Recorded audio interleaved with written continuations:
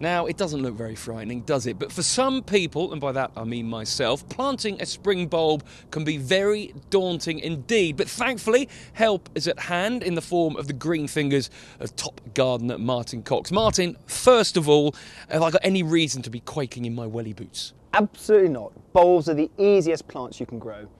Plant them, water them, and in a few months' time they'll explode into life, filling your garden with colour. What should I be looking for then when I go out to buy a bulb? What you need to do is look at them really carefully.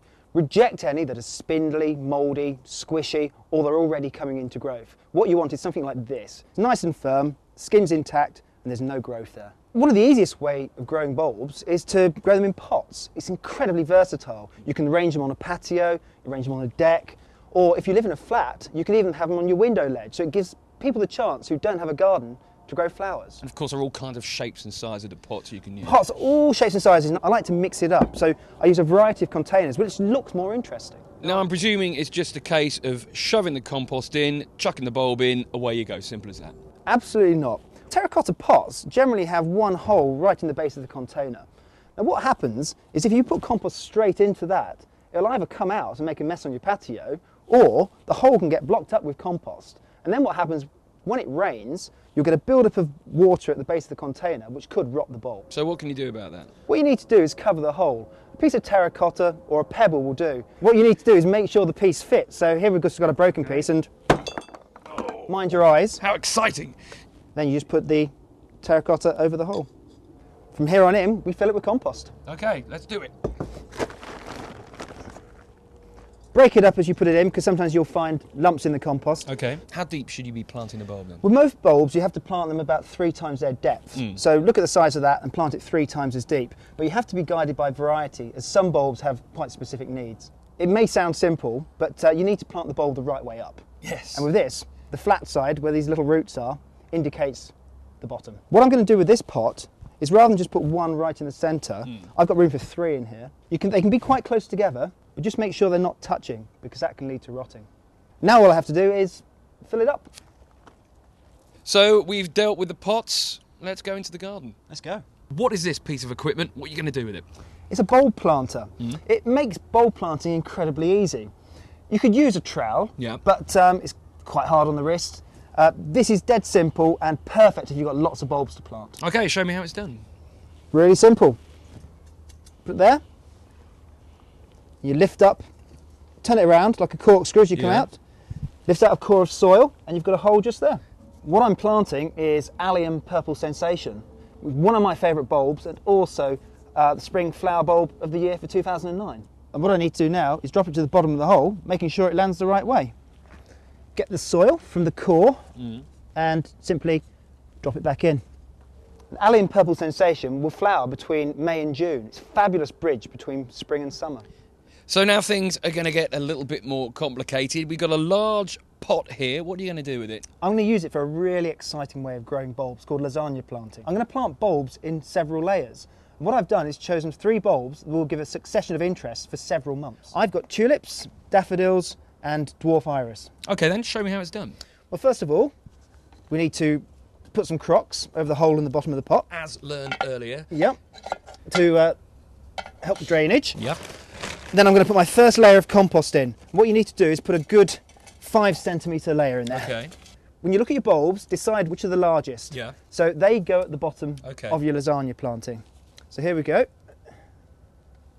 Quite a few in there, aren't there? I'm packed them in. Yeah. But what you want is an explosion of colour. We've got another 5 centimetres coming over the top of that, so I guess. Another layer here. I'm going to put this in more gently this time because I don't want to disturb the bulbs too much now I've put them in. So remembering again to have the crumbling flat as I down go. and the roots down as well with the bulb. Yeah, absolutely. So next level now then, what are we putting in now? now? Go for our daffodils, and I'm using Narcissus tete-a-tete. We're looking at a mid-spring for the daffs, and our tulips will be later, and our irises are quite early. Next level of soil then, I guess. There we go.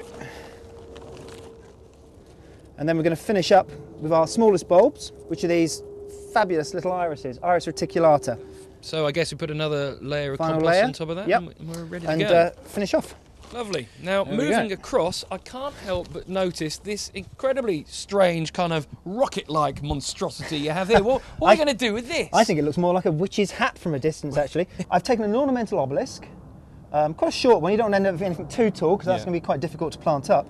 But what I've done is covered about half of it with plant support netting, which I've held in place with garden twine.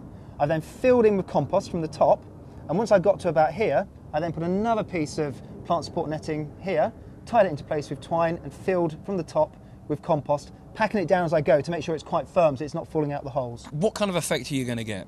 Well, you know grape hyacinths? Yeah. A single grape hyacinth looks like Marge Simpson's hairdo. This is going to be the ultimate Marge Simpson hairdo. Make a hole, as such. Yeah. Push in your bulb, and then cover it over. You might need to steal a bit of compost, but... So when are we actually going to see some results? Well, hopefully in a few weeks you'll start to see the bulbs sprout from the compost, which is a good indicator that it's going to be a successful pyramid. But by mid-spring this should be in full bloom. Lovely. Now we've reached then the end of our gardening day. What do we do now? Well, I think we've been out here for quite a long time, so let's go and put our feet up and have a cup of coffee. Rock and roll.